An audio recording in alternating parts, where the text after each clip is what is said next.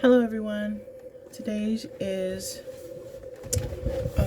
Friday and we're going to be doing the discussion board for unit 3. And the things that we are going to be discuss is the article. Valdez and Reed in their article on constructivism. Look for the factors in the curriculum that shape the design of a curriculum. So the factors, the 5 areas in a curriculum that shape the design of a curriculum are focus, approach, content, process, and structure. So with focus, you need to focus on the subject or the student and where it's emphasized. Approach is traditionally a model. What type of instruction is going to be used. Content is the topic of what we're talking about. What are we learning? How will the units or strands be written? Process is formative or summative, and how will you assess? How will you assessment be used? What are you doing? How are you doing this? Are you going to talk? Are you going to have manipulatives? Are you going to, do you need materials? What do you need? What is the process of all of this? Structure, the system, is it linear? Is it circular? How is the structure for this whole curriculum? How often does the curriculum get renewed? Is it something like this? You renew it every year or every month or every week? How are you changing this curriculum? Is it going to stay the same forever or what? So those are some areas. Those are the models or the areas that help model a curriculum. And in this discussion, there were 3 questions that were asked. I'm going to go to the last question because I always, leave out a lot on the last question. So, last question asks, consider how a curriculum intend to maintain a constructivism environment and approach may be influenced by a shift from in-person to online. Okay. So when transitioning from in-person to online environments, you need to understand what constructivism is. So objectivism is the perspective when an objective reality with the goal of understanding the reality and changing behavior accordingly. Instructors define course objectives and arrange content systematically to achieve these goals. Students receive a prescribed body of knowledge. So that is what objectivism is. Constructivism, here the learner is at the center of the instruction. The only important reality is in the learner's mind. Learners actively participate in their learning process through discovery with the instructor as a mentor. The focus is on independence, exploration leading to a deeper understanding of the information. Online constructivism approaches are rich learning environments. Constructivism believe in independent exploring by the student, learning, leading to a deeper grasp of the content.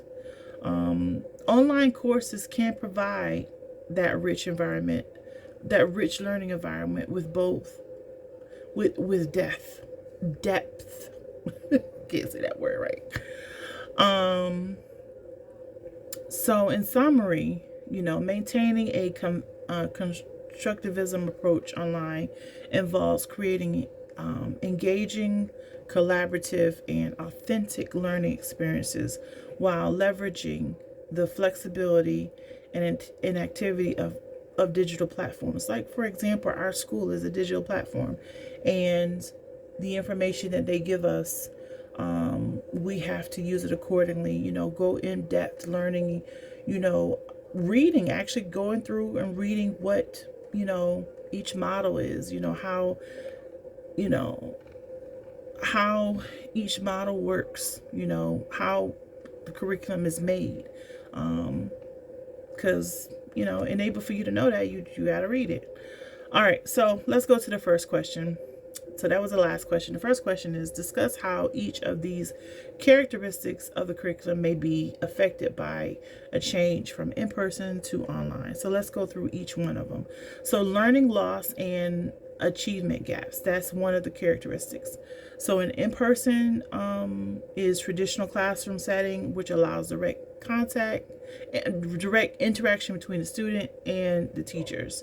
Teachers benefit from a real-time feedback. Students that benefit from a real-time feedback, personalized attention, and peer collaboration. But on the online, remote learning can lead to learning loss, especially in topics such as math and reading. And I've noticed that with my nephew during COVID, when he had to be online all the time. Little kids are, they need a little bit more than online learning. Achievement gaps may widen due to disparities in access to technology. For example, you may not have internet and you can't get online.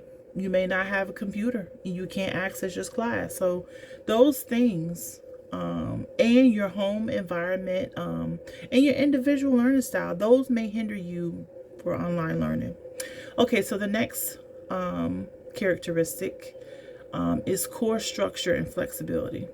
In person is a very fixed schedule, face-to-face interactions, and a scheduled class session. Everything is on time. You got to be there on time. You got to check your watch, make sure you're there. But online, the situation is flexible. The schedule is asynchronous. I said that word right. Yes. Learning and self-paced model. However, maintaining the consistent routine can be challenging for some students. And you got to do what you got to do and able to, to pass your class. Trust me, I know. Yeah. So the next characteristics is interpersonal interaction. So online challenges are prevent for cheating, plagiarism, unauthorized collaboration. Instructors may be intended to negotiate measures and understanding, the privacy and confidentiality, those type of things. The instructors have to be really on it and make sure that everything is running smoothly. In person, classroom discussions remain private. And wait a minute. No. Back up. Sorry. I just skipped something. Okay, let me back up a little bit. So, we did course structure and flexibility. So next we're doing interpersonal interaction. Okay. So interpersonal interaction. So a in-person situation is where there's rich social interactions, group discussions, and collaborating activities. The online interaction occurs through digital platforms, which may lack this spontaneity and depth of face-to-face conversation. Building a relationship can be more challenging. So the next characteristic that we're going to talk about is academic resources. In person, you have access to a physical library, physical labs, resources within the school premises. Online, There are digital libraries, ebooks, online databases. However, students may miss out on the hand-on experiences and practical learning. So the next characteristics is technology integration.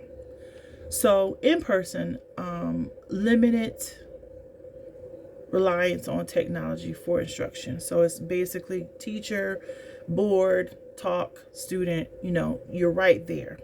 But online is heavy independence on digital tools, requiring both students and teachers to adapt to new platforms and software. So the next characteristic that we're going to talk about is faculty and student competence. In person, teachers are accustomed to the classroom dynamics. There's a desk, there's the students. We do things, on time. Students raise their hands, or if they had a question. That's classroom dynamics. Whatever's going on in the classroom. Online, faculty need training to effectively navigate virtual environments. It's like this is not something that you could just, I know how to do it, blah, blah, blah. No, you have to be able to, someone has to show you how to navigate the virtual environment. And students too. Students must develop a digital literacy skills, how to, get to point A from point B online. So the next characteristic is academic honesty. In person,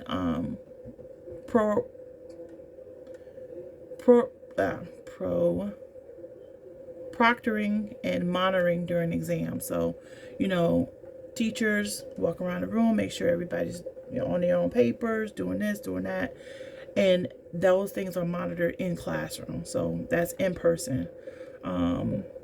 Online, there are challenges in preventing cheating. It's hard sometimes for some work is very challenging. So it is very challenging for online students. Plagiarism and unauthorized collaboration. Institutions must implement robust integrity measures, making sure that you cite your work, or that you give credit to whomever made something, whoever came up with an idea or told you something. Make sure you put the cited word on your documents, so that you're not getting credit for someone else's work. The next characteristic is privacy and confidence. In person, the classroom discussions may remain private. Online, the digital privacy is a concern, especially when using video conferencing tools and sharing personal information online. Those things are something that you have to just be aware of. So the last question that I can go through real quick is consider both asynchronous and synchronous delivery modes for an online scenario. So asynchronous approach allows the student to access the materials on their own time, and get, and they asynchronous approach generally respects the student's time and is supportive of a student's efforts to balance their studies and their work and personal responsibilities. Synchronous is actually online that happens real time. So webinars, lectures, real time. You have to be on time to these classes. When you log in, the teacher say, hey, how you doing? Speak to you personally. This synchronous classes approach are effective when the instructor is determined that sharing direct content or information is an opportunity for the students to ask questions or respond, quickly to prompts. The instructor can, correspond with the student right away.